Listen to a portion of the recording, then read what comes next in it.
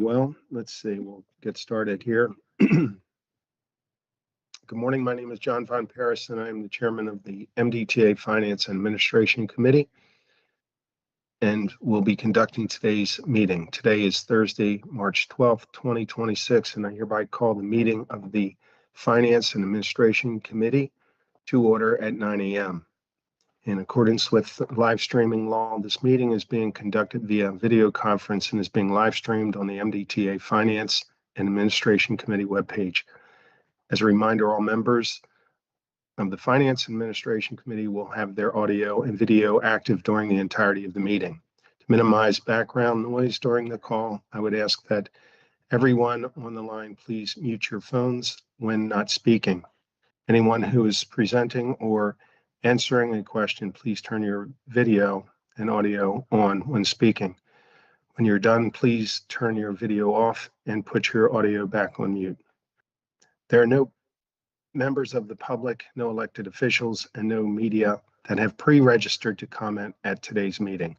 At this time, we will move on to agenda number 1, the approval of the open meeting minutes from February 12th, 2026. Is there a motion to advance or to approve these minutes as presented? So moved. Member Rosen. Thank you, Member Rosen. Is there a second? Member Ardinger, I'll second. Thank you, Member Ardinger. All those in favor? Aye. Aye. Opposed? Motion carries. The minutes are approved. We will move on to the next item, number 2. And we have human resources and workforce development update on key initiatives, and Tanya is here to present. Good morning, Tanya. Good morning. Thank you for having me again. For the record, Tanya Dorsey, Director of Office of Human Resource and Workforce Development. I'm here today to present some key initiatives from our office. Currently, the state is involved in a statewide hiring freeze, which went into effect July 1, 2025. However, there are a number of MDOT classifications which are exempt, which means our recruitment team is still engaged in hiring individuals to work with the MDTA. The Recruitment and Examinations Unit received 329 requests for recruitment in 2025. Of those, 28 recruitments were canceled. And there were a total of 232 total hires, including 118 new hires, 23 transfers, 6 reassignments, 21 reinstatements, 61 promotions, and 3 career change demotions. As of March 11th, the vacancy rate was 10.5% for the MDTA. Our employee relations manager has been engaged in training initiatives with the secretary's office. All of the MDOT modes are working together to develop relevant content for supervisors and managers so that they better understand their union roles and rights, to develop effective communication skills, to be able to represent the department when they meet with union representatives.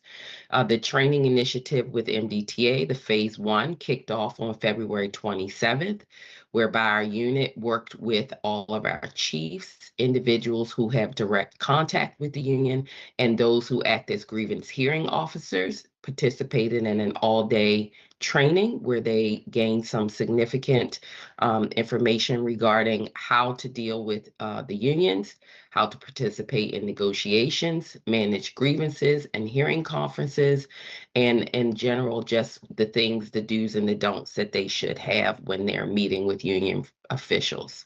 Phase 2 will begin here shortly, whereby our team will go out and train all of MDTA supervisors and managers, with our deadline for completion is of June 30, 2026. We look forward to going out to meet with all our supervisors and managers, having them become better acquainted with the memorandum of understanding for our various unions, and so that they may be able to ask us questions and understand their role in dealing with the union. Our workforce and organizational development team has been very busy. They've helped partner with our labor relations team to facilitate the trainings that I just mentioned, as well as they are partnering with the community college, Carroll Community College, excuse me, to facilitate 8-week supervisory training for newly hired and newly promoted supervisors. We have been running 2 cohorts per session, and we've had some really great success. And the individuals who have participated have found that the information is very useful. We explore their leadership styles. We talk about communication skills for managers, critical thinking, building conflict competence, fostering diversity, and we also spearhead a final day of training whereby we provide the supervisors with day 8 is what we call it, where we provide them with MDTA specific information that they need to be successful. There were 21 graduates in spring 2025 and 26 graduates from fall 2025. We just kicked off our new cohort, so we look forward to their active participation and to their graduation ceremony. We are also committed to investing in our future leaders, so we will be kicking off our newest cohort of our Leadership Investment for Tomorrow program, which is designed for high potential employees who are not currently supervisors or managers, so that we help them support their growth so that they can achieve their level of success, as well as assist MDTA in its mission. We've had an 80% success rate of participants either taking on stretch assignments or being promoted. So we feel that this program has been extremely beneficial to those who have participated. Our team also spearheaded a new initiative, which we call an all access tour, whereby we've been getting out of the office and we've been going to all of our facilities to help our operations teams better understand how to use the various platforms that we have. We've been training on how to enter timekeeping, how to enter the systems that deal with benefits, and to help people understand how they access our learning management system. The employees and the supervisors have been very supportive of this initiative and have felt that it's been very useful so that people can go in and check things like their leave balances, check their benefits, their deductions, so that they really understand what is happening for them. Our career development program continues to be an excellent benefit. We find that it aids in our retention. We currently have 66 participants as of 2025, and we processed over 165 applications for those individuals who are pursuing associates, bachelor's, master's, and PhD programs. And so this is just a bit of a snapshot of what our office has been working on. And as always, we're very thankful for the board for your support. And at this time, I'll take any questions. Thank you very much. Any members have any questions? Yeah, I have just a quick question. Tanya, thank you for the report and the update. It's been a while since we heard about these things. It's very important because our team is our asset. Do we provide a total compensation report to our employees, that so it's their compensation and hard money benefits, as well as some of these other programs and such that are, there's a dollar value attached to it, and just to I feel that that's a good thing to show if we have the capability to do so, especially in a tight type of labor environment where we're competing for the best talent out there, and they can see what the full value of a career or their role is at MDTA. So we here at MDTA don't provide that. That is something that all of the modes have been working with TSO to pull together so that people can better understand sort of why you come here to work with us as opposed to working for a different employer. So that's something that I will follow up on. I know that we've had some talks about, but I'm not sure exactly where that stands at the moment. Great. Thanks, Tanya. Great question, Member Rosen. Member Carroll?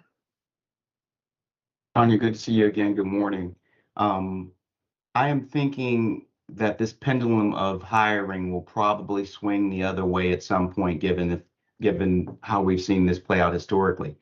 Are we thinking through what happens when we might have the intersectionality of having to ramp up hiring and a wave of retirements? Are we thinking through like how our processes are as tight and as efficient as possible so that we can get through those cycles maybe much more effectively than perhaps in the past?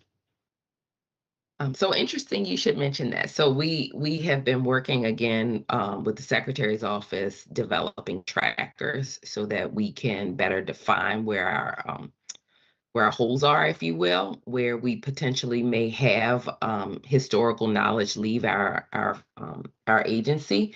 So we're in our fact finding part with regards to that. But also our recruitment and examinations team, we do meet to try to see where we can gain some efficiencies. We've been looking at some different advertising so that we can reach a larger market.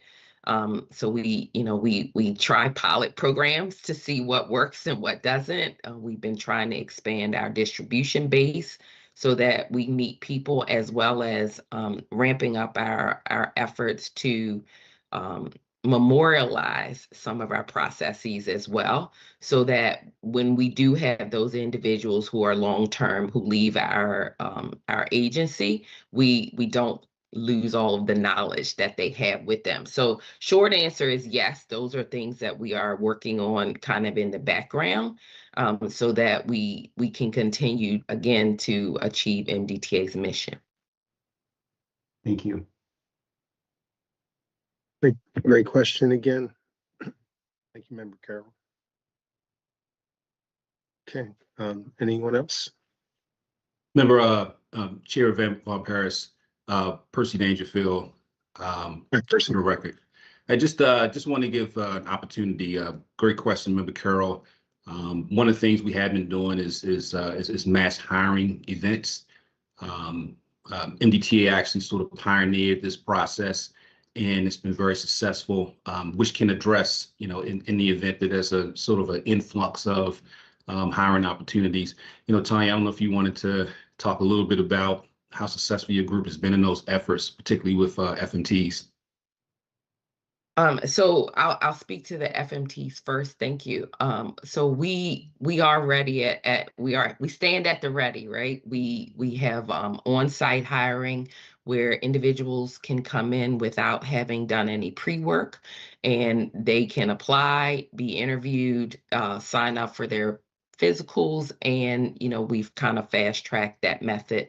So we do have a process ready should we need to engage in that. Separately for positions outside of the FMT, we pioneered an event whereby we had each of our heavy users, within MDTA. For instance, we would have a finance table, we'd have an operations table, engineering, and we advertised that event, and we had a great deal of success getting people to come in just to learn who we are here at MDTA. What types of jobs we need here. And so those are also ways that we are able to bring people into the MDTA to have them apply. We have IT assist us, whereby we have laptops on the premises so they can actually apply. If they have questions, they ask us in the moment. And so these are the types of things that we can do, are ready to do should the hiring freeze end tomorrow, should we have a large number of persons who decide to retire as of July 1, we can pull those out and implement fairly quickly.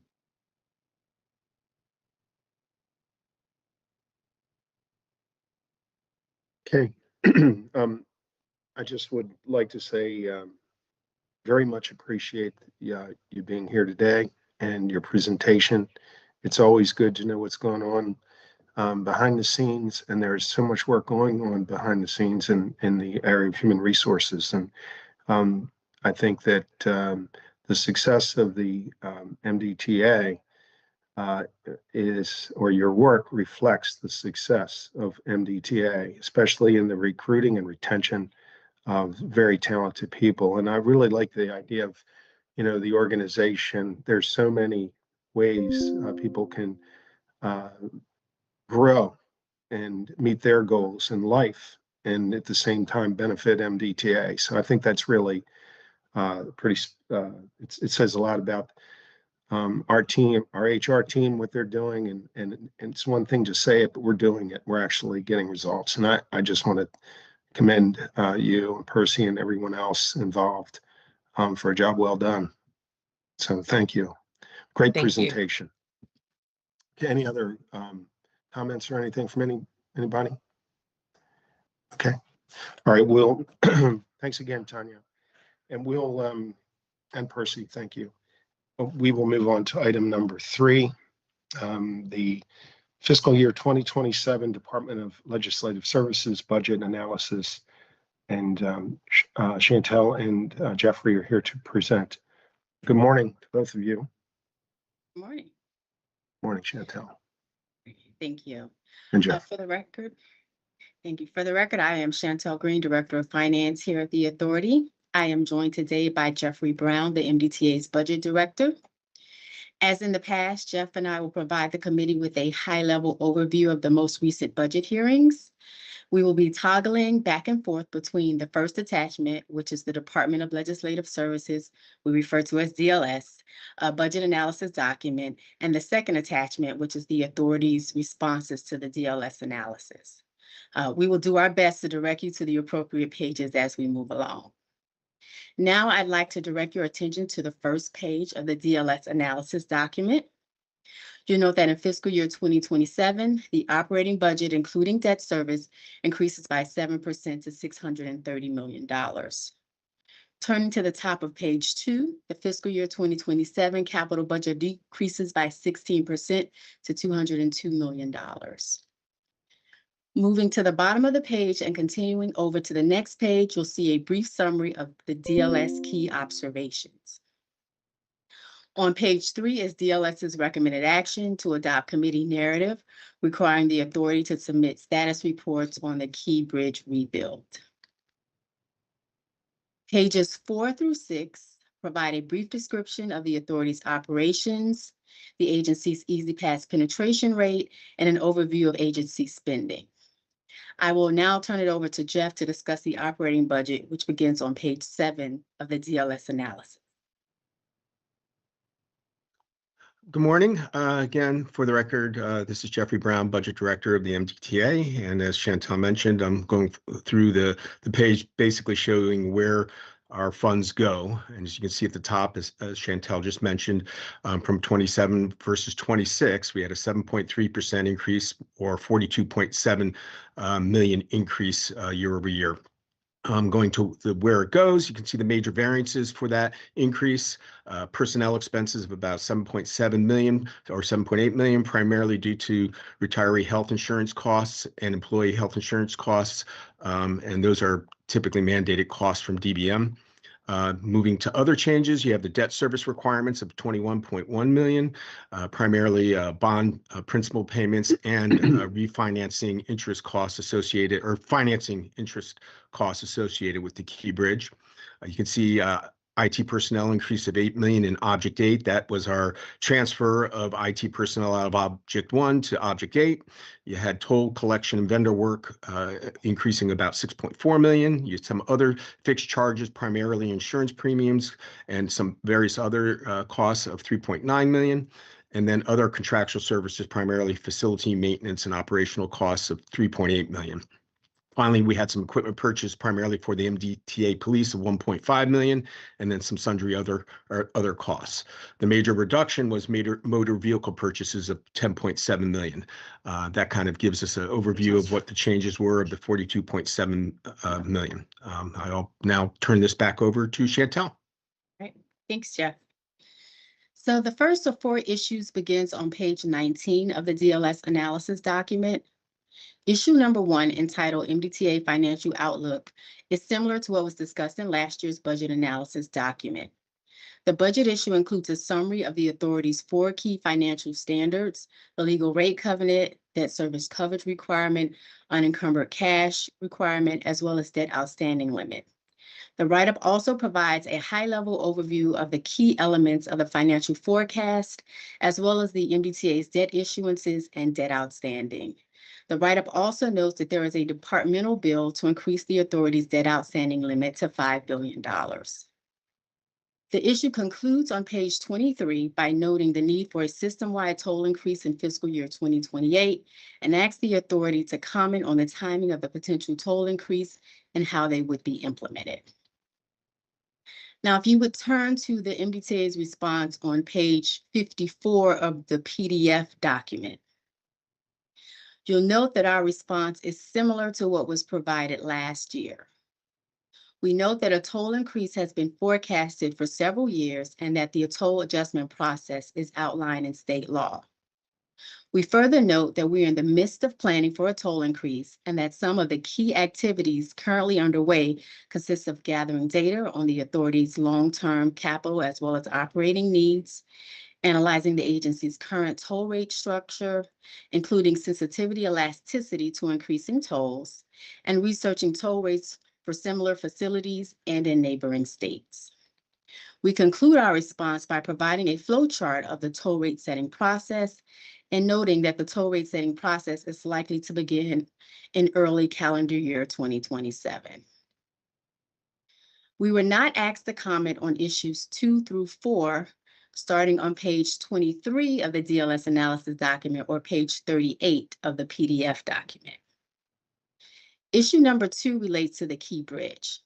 The analysis discusses the elision of the MDOT container ship with the bridge and the National Transportation Safety Board findings, the authority's progressive design approach to reconstructing the bridge, current cost estimates, and the use of federal funding and insurance proceeds to defray the cost of reconstructing the bridge. Issue number 3 begins on page 26 of the DLS analysis document. The issue discusses the Bay Bridge, including the Bay Bridge Pier Protection Project that is currently underway, the Chesapeake Bay Crossing Tier 2 study, and the Authority Board's approval of the MDTA recommended preferred alternative C last December. The final issue begins on page 29 of the DLS analysis document. The issue provides a recap of the 2025 Joint Chairman's Report submission regarding outstanding toll debt. You all may recall that this report was presented to the board in October of 2025. The analysis notes the amount of outstanding toll and civil penalty debt as of June 30th, 2025, and the efforts that are underway to increase the collection of unpaid debt. Again, examples include pursuing a reciprocity agreement with Pennsylvania and developing contractual requirements for retaining a debt collections agency to pursue out-of-state debt. Turning to the recommended actions on page 31 of the DLS document, as discussed previously, the analysis included one recommended action requiring the submission of status reports on the Key Bridge rebuild. I will just note that as discussed during the House budget hearing, the MDTA anticipates that additional committee narrative will be added by the budget committees requiring further updates on the amount of outstanding toll debt and the authority's efforts to collect this debt. And unless Bruce has anything else to add, this concludes the update. Be happy to respond to any questions. Thank you. Thank you, Chantel. Bruce, good morning. I'm available for questions as well. Thank you, Chantel. Are there any questions? I'm looking around for, I don't see any. Okay. Bruce, I don't see any questions at this point. Okay, So well, we are done with the budget hearings. They are starting to make decisions, so we'll keep you up to date at the next board meeting. very good. Thank you. Thank you. Thank you, Chantel and Jeffrey. Very thorough presentation. We appreciate that. We will move on to item number 4, 2026 legislative session update on the MDTA's 2 departmental bills. And this will be a verbal presentation by Mary O'Keefe. Hi, good morning, Mary. Good morning. Good morning, Chair and committee members. I am Mary O'Keefe, the Director of Government Affairs, and it is my pleasure to provide the committee with an update on MDTA's 2 departmental bills that the board approved just prior to the start of the legislative session. So SB 188 and its House counterpart, HB 229, is the Maryland Transportation Authority Revenue Bond Limit Increase. SB 188 passed out of the Senate Budget and Taxation Committee and passed in the Senate on February 17th by a vote of 36-6. There was a question on the floor asked if the increase for this was needed for the Key Bridge and other capital uses. That question was responded to, and there was no further discussion. So SB now has crossed over to the House of Delegates. SB 188 is now crossed over to the House of Delegates and has been referred to the House Committee on Appropriations, where it is going to wait further action in the House. Now, the House companion bill, which is the identical bill, was given the number HB 229, and that passed out of the House Committee on Appropriations, excuse me, and the House of Delegates on February 13th by a vote of 96-33, and has been referred to the Senate Budget and Taxation Committee. So this is what we call crossed over. During the second reader debate of this bill on the House side, 2 floor amendments were offered and were defeated. One was a proposed amendment that would prohibit the MDTA from increasing tolls, fees, or other charges without the General Assembly voting on it. Another amendment was offered and also defeated that sought to require requests for proposals for construction finance, operating, repair, or maintenance, that they shall require a submission of 2 proposals, one that includes a PLA and one that does not include a PLA, and to publish them for the public to see. Now, the sponsor of this amendment did acknowledge that the Key Bridge contractor is voluntarily pursuing a PLA. So that amendment was also defeated. So HB 229 has, as I said, passed the House of Delegates and been referred to the Senate Budget and Taxation Committee for further action. Our second departmental was HB 246. That was our vehicle tolls Class G, our trailer vehicle bill. This bill was referred to the House Committee on the Environment and Transportation, considered in a work session by the Subcommittee on Motor Vehicles and Transportation. During the subcommittee consideration, we had offered an amendment that was adopted. It was an amendment that we had proposed after we had some consultation with the Maryland Motor Trucking Association to get some of their feedback.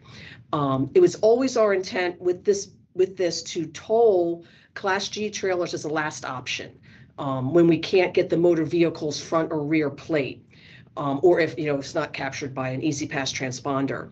So we met with MMTA, and after hearing the input, the amendment codified this in the bill. So the amendment stated that the owner of a Class G vehicle will only be liable if the registered owner of the motor vehicle cannot be determined. And that was something that was adopted. The bill, as amended, then went on to pass the House on vote of 93-36 on March 4th. There were no additional amendments offered during the floor debate, and the bill now has been referred to the Senate Judicial Proceedings Committee, where it awaits further action. So those are our 2 departmentals. They did receive some action since I think the last meeting. So at our next board meeting coming up in, I think, 2 weeks, Brad Ryan, MDTA's Manager of Government Affairs, will be providing the board with his regular legislative update, which will include any new action on these bills and, of course, other MDTA-related bills. But we wanted to brief the committee here on these 2 important bills for MDTA. And I thank the committee for their time. Thank you, Mary. We appreciate the update. Are there any questions or comments? Okay. No, I was certainly interested in the one on the trailers and so forth, but thank you for the update. Okay, we will move on to the last item on the agenda. This is item number 5, an update on the Francis Scott Key Bridge Reconstruction, and we have Bill Vertran here. Bill, Yes, good sir. morning. How are you? Good morning, Chair. And good morning to the committee members this morning. The portion of your PDF file begins on page 60 with respect to this topic. I thought that there is a narrative that you can read through, but I thought the best thing to do today was really give the high points of the flow chart that is on page 66 of the PDF. The first thing I'll offer here is that there is a significant coordination effort that goes on between MDTA and our partners at SHA, GEC, subconsultant, and Federal Highway when it comes to reviewing cost and ultimately seeking reimbursement from Federal Highway. After we receive a contractor invoice, there are significant review activities that occur before the invoice is paid to the contractor. This includes an approval of the invoice by the Key Bridge Rebuild Project Management Team and review by SHA's ER coordination team. The cost associated with the bridge go through significant review for federal eligibility before we submit anything, before we pay the contractor and before we submit anything to Federal Highway. Subsequent to their reviews, the invoice is turned over to the GEC subconsultant who authorized the payment of the invoice to, they let the MDTA finance team and the SHA ER coordination team know that the payment is authorized. The MDTA finance team then pays the invoice and submits proof of payment to the SHA ER coordination team. It's important to note that in order to recover from Federal Highway, they not only want to know that we paid the invoice, but they want to make sure that the contractor has received their payment as well. The SHA ER coordination team reviews the package for the subject invoice, including the proof of payment document, to clarify any federally eligible items for the MDTA finance team. The MDTA finance team then submits a reimbursement request. This includes the invoice, any support documentation, and the proof of payment to the SHA ER coordination team.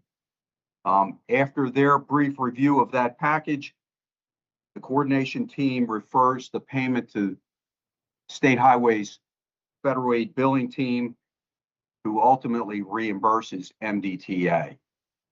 To note, just for federally eligible costs. And finally, SHA's Federal Aid Team then, when they pay MDTA for the federally eligible cost, they take the support documents and the payment that they made, and through an automated billing process that resides at SHA, they in turn recover the federal emergency relief funds from Federal Highway and update federal FEMAs for the reimbursement activities that have occurred. That's a 10-step process that we have in order to get to the point where we can recover our money ultimately from Federal Highway for federally eligible costs. As stated previously, there is a significant amount of coordination that goes on between the teams almost on a daily and weekly basis so that we can keep the flow of invoices moving from MDTA through that process and ultimately to recovery with Federal Highway. At this time, I'll take any questions that you may have. Thank you very much, Bill. You're welcome.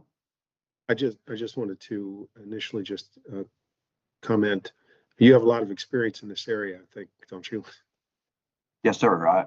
Prior to Okay. coming to MDTA, I was at SHA. You're familiar with all this process, and that's very beneficial. And so anyway, I think we have a question here from Member Ardinger. Okay. Ardinger. I saw Bruce also had something to say. He might have something more relevant than me at this point. I'm sorry, I missed that. Oh, Bruce, I'm sorry. No worries. You kind of stole some of my comments. I was just going to make a comment that I appreciate Bill's efforts here. He was a director of finance over at SHA. When Betty Connors left us the end of last year, he came on board to help us through this process. So we've got some good resources dedicated to this issue. I do know it's important to you all as members, and particularly members of the Finance Committee. Not only is you have that write up in the flow chart, but there's a lot of documentation and spreadsheets shared between the teams. I really have to thank both Will Pines and Deb Sharpless for kind of kicking this off and getting a consultant resources in to support the effort, to support SHA. We did have some just growing pains getting the process in place, documenting it, making sure everything was running efficiently. Have seen a definite improvement over the last 2 to 3 months in terms of the timing of when things can be reimbursed. And that is very helpful to our efforts to convey to the federal government that we are working efficiently on this project. And these processes were shared with Federal Highway Administration. They originally developed so that they could see and be reassured of the processes that we have in place. It has been working. We meet with Federal Highways at leadership, bi-weekly to just identify any issues that they might have. And we are still, as you've seen from previous reports to the board, drawing down on the insurance funding, and we do have the 217 available in federal funding that will be starting to be used in the next few months. So just wanted to make those comments, and I can turn it over to members for questions. So thank you for that opportunity. Thank you. Member Ardinger. Thank you. Thank you to Bruce and William for this. This is a very important issue, as we've kind of communicated in the past, because of the sum of money and the unusual project that we're dealing with. And I'm sort of reiterating, because this does give us a level of confidence. It looks like there's basically 3 separate agencies that are involved in this review and payment, and that's SHA, MDTA, and I'm assuming at some point FHWA has is it part of this process too? And also I'm assuming there's that outside contractor that's also giving input. So we've got a lot of different levels, which is great.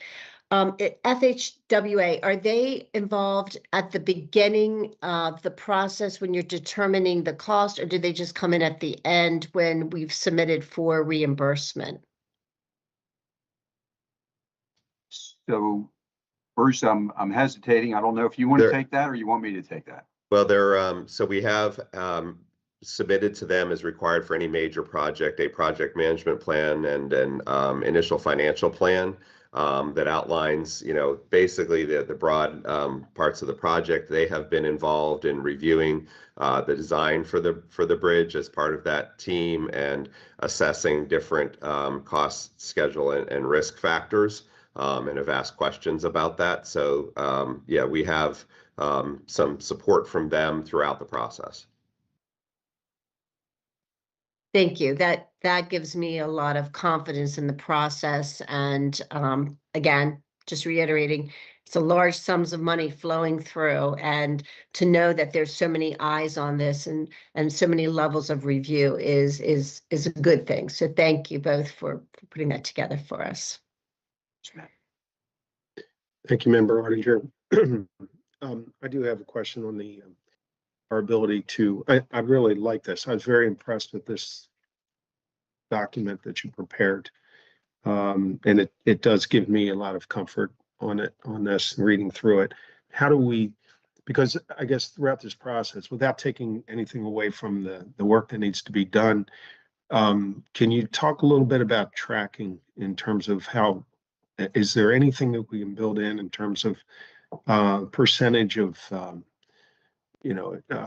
compliance or maybe the, I guess in the cash flow too. That's another thing I guess the finance is going to look at, the cash flow, managing through that and making sure that we are compliant. And I don't know how to.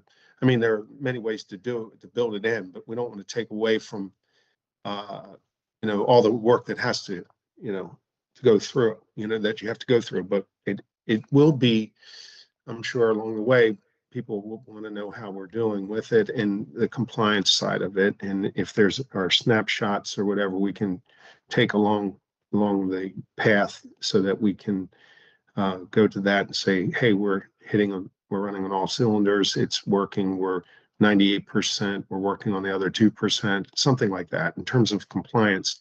And if we're and then the other side of that is the duration in terms of the time we get in terms of getting paid and all of that. So watching our AR, but I really do like what you put together here. I think it answers a lot of questions and it does provide comfort to me. And I think Member Ardinger mentioned that it is somewhat comforting to have this document, and I mean this to see how you're going to run this. So I like it.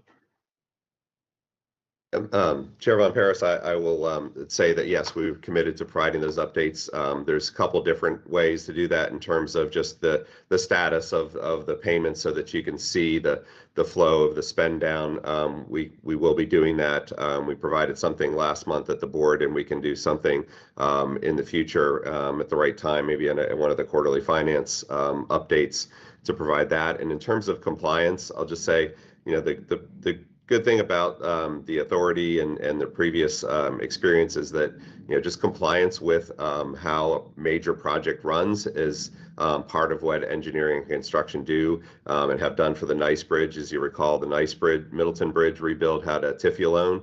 I just signed off on a federal report the other day that that went back to them. That so you're still kind of monitoring of that. I-95, $1 billion+ project, the compliance with all the requirements there, even though it's not a federally funded project, it's something that MDTA has been used to in terms of adjusting cash flows and going through those types of projects. This is a different project in that it is a progressive design build.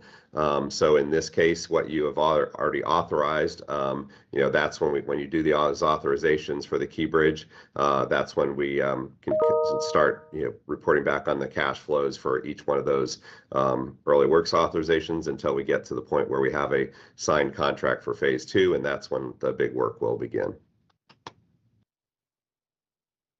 Thank you, Bruce, for going into detail with that and responding. I appreciate that information, your comments.